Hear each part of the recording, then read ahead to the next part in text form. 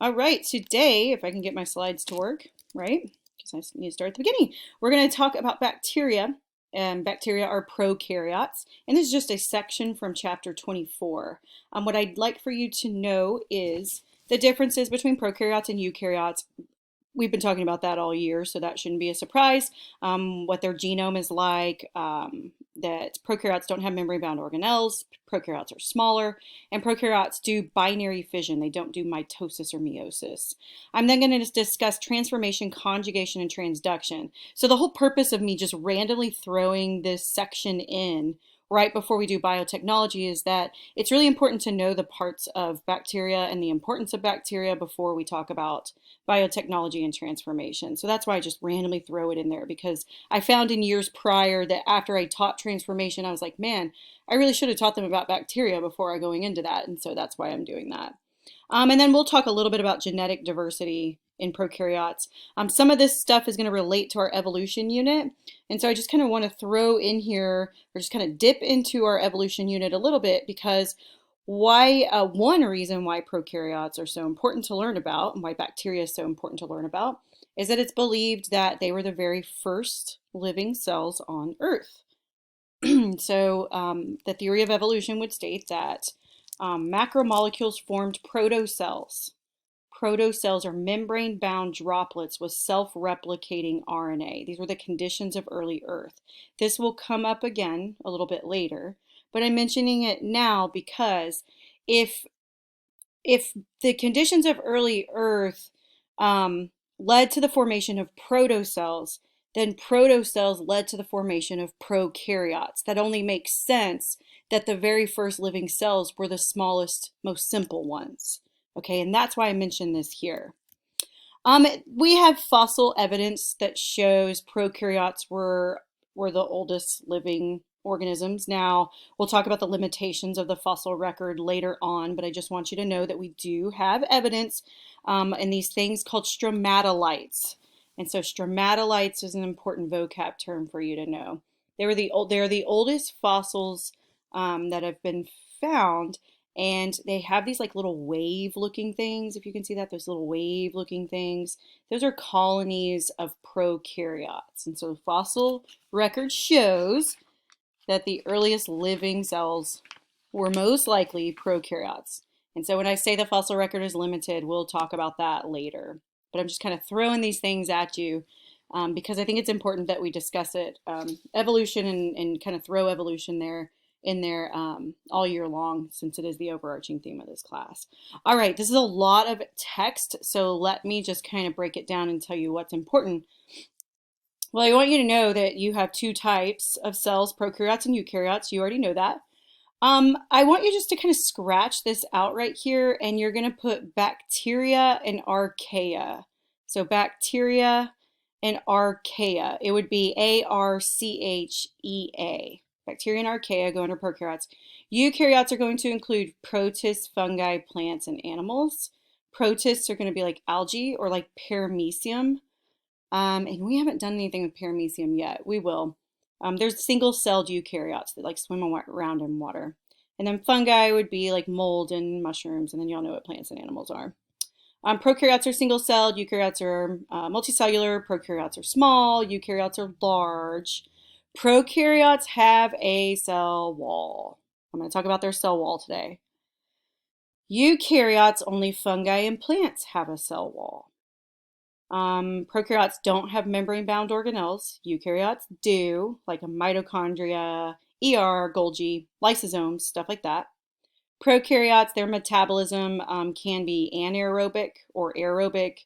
There are a lot of prokaryotes that live in deep sea vents in the ocean, the deep ocean, that are anaerobic, meaning that they don't require oxygen. And eukaryotes are going to be mostly aerobic. Honestly, off the top of my head, I cannot think of a eukaryote that's anaerobic. Actually, I can. Yeast. Yeast is aerobic unless oxygen supply is cut off, then they turn into anaerobic. And we will look into that whenever we do our fermentation lab and we make root beer. Non-alcoholic root beer, of course. Prokaryotes have a single circular double-stranded DNA, one chromosome. Eukaryotes have linear DNA, and usually multiples. And then Prokaryotes are going to undergo binary fission. Remember, that was from chapter 9. Binary fission is where they copy DNA and then they split. And then eukaryotes are going to undergo mitosis and meiosis. This is a really good table you know most of it already, but I would definitely go over this because just questions pop up over and over again from me and from College Board. Do you know all the differences between prokaryotes and eukaryotes? All right, here's the basic anatomy of a bacterial cell. You've seen this before. So I'll just kind of reiterate what we said before. There is the nucleoid region that has the DNA. That's a circular chromosome. It's just like all bunched up together. There's ribosomes, and there's a cell membrane. They do have a cell membrane. Just because they have a cell wall doesn't mean they don't have a cell membrane. So they have a cell membrane, a cell wall, and then they have this capsule. It's like this jelly-like outer coating for protection, and then a pilus. We're going to talk about what the pilus is for in a little while. And then the flagellum helps them move. A little bit about the cell wall. It's important to know, especially for those of you that ever take microbiology, that bacteria can be categorized into gram-positive and gram-negative. And let me give you an example of a gram-positive. Gram-positive would be like Staph epidermis or Staph aureus. Staphylococcus. It's a bacteria that you can find on your skin. A gram-negative would be E. coli. So those are the classic examples. So staph, any kind of staph, and then E. coli. So staph would be gram-positive, E. coli would be gram-negative. So what makes them gram-positive, gram-negative? It has to do with the composition of the cell wall.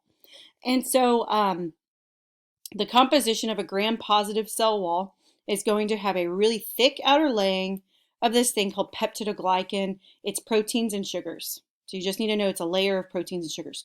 Really thick layer. And the thing you need to know about gram-positive is that they're really easy to stain when you want to look at them under a microscope. Okay, so easy to stain. Gram-negative now, notice they have a lipid bilayer, then one layer of peptidoglycan, then another lipid bilayer in their cell wall. This makes them more difficult to stain.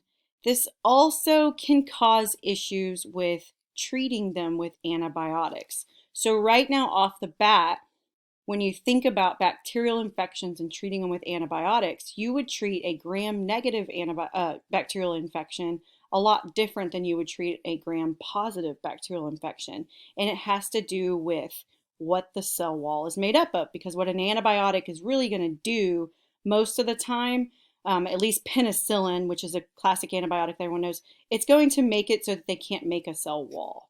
All right, so it's much easier to treat a gram-positive bacteria with penicillin than it would a gram-negative. You have to get a little bit more, creative with the antibiotics with those. So staph and strep are both gram-positive. E. coli and salmonella are gram-negative. Why are gram-negative infections more difficult for the immune system? The immune system to fight and antibiotics to treat. And the answer is because they have this extra lipid bilayer. All right. So hopefully that's not too confusing. Just drop a question at the end of the Ed puzzle if it was, and I'll cover it. All right, the movement of prokaryotes, they're capable of taxis. That's an important word that I don't think we got to at the beginning of the year because we weren't doing our pill bug lab all together. Taxis is a word for movement. And honestly, y'all, I'm only going to go to 15 minutes. So I'm just going to keep going, but it's only 15 minutes. So they're capable of movement. Cool. Metabolism of bacteria. You have your photoautotrophs. You have bacteria that have chlorophyll that can do photosynthesis. Cool. Actually, bacteria was doing photosynthesis before plants ever knew how to do it or before plants ever existed. So you have your photoautotrophs, autotroph meaning they make their own food. Chemoautotrophs, meaning it's like photosynthesis, but instead of getting their energy from sunlight, they get the energy from chemicals. Hydrogen sulfide, so you have bacteria in deep sea vents that will get their energy from sulfur compounds. And then you have heterotrophs. So some of your bacteria will be heterotrophs. They get organic nutrients from other living organisms. Okay, so there's just 3 types of metabolisms for bacteria. So you can pause or go back if I went too fast. The other thing that's really cool to know about bacteria that we don't talk a lot about, but we always think bacteria just cause infections, but there's like bacteria that live in the soil, and if you took apes with Mr. Kasner, you already know this, I hope. There's bacteria that lives in the soil that is so essential for plants growing. Like, oh my gosh. There is nitrogen in the air. The plant cannot grab onto that nitrogen and use it for genetic material and for proteins unless the bacteria fixes it into a compound that the plant can use. That's called nitrogen fixation. And so bacteria will live on the roots of plants and they will bring nitrogen in from the atmosphere to make it so a plant can use it. So this is just showing you N2, because it's a diatomic, nitrogen fixing bacteria will take ammonia and hydrogen from the soil to make ammonium, and then they will convert it into nitrates. So what do I really want you to know here? I want you to know that bacteria takes nitrogen from the atmosphere and converts it into nitrates and ammonium and nitrates that are used by the plant. And then the plant takes those and they will use them to make proteins or amino acids. Okay, just moving right along here. Let's talk a little bit about genetic diversity in prokaryotes. I'm just going to see how far I can get with this. So the factors for genetic diversity. So think about it. If they're doing binary fission, they're basically just creating clones. Okay. So they have rapid reproduction through the process of binary fission. How can they still get genetic diversity even with binary fission? That's with mutations.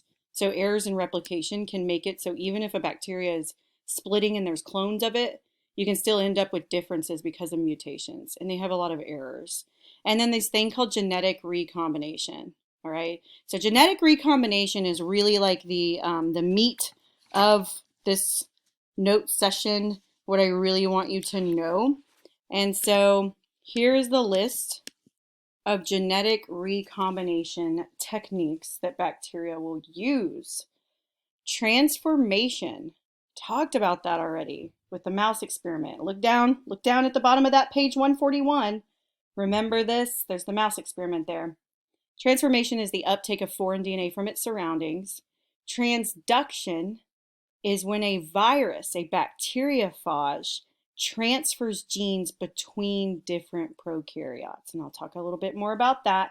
And then conjugation is when DNA gets transferred from one bacterial cell to another. Okay? And so we talked about transformation, how it's the uptake of foreign DNA from the surroundings. And that is what our lab would be on. And we have a wet lab and we have a virtual lab. And so bacteria is just going to like suck up the DNA from its surroundings. And so what I need you to know before we talk about transformation is that bacteria will have these small little rings inside of them called plasmids that are made up of DNA that carry a few genes that are necessary for survival, like antibiotic resistance or something like that. Then you have the circular chromosome. So there's these little circular DNA rings that we haven't talked about up to this point, but now we're talking about them. They replicate separately from the bacterial chromosome. They are like, it's like an emergency kit. They can carry genes for antibiotic resistance to help them fight antibiotics so the antibiotics won't work. And plasmids are frequently used in genetic engineering for gene cloning.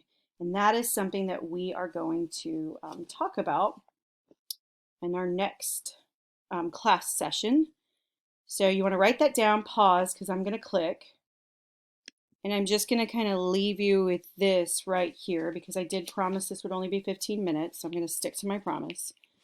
You have a plasmid used for genetic engineering. So if a bacteria sucks up a plasmid from its environment, you can genetically engineer a plasmid that a bacteria will suck up and start expressing. And so what you can do is you can make a bacteria suck up a plasmid that has a gene for making things like human insulin. And you can mass produce products that can be used in medicine and other things that I am going to discuss in class the next time I see you. So here's our stopping point, and I will talk to you guys later.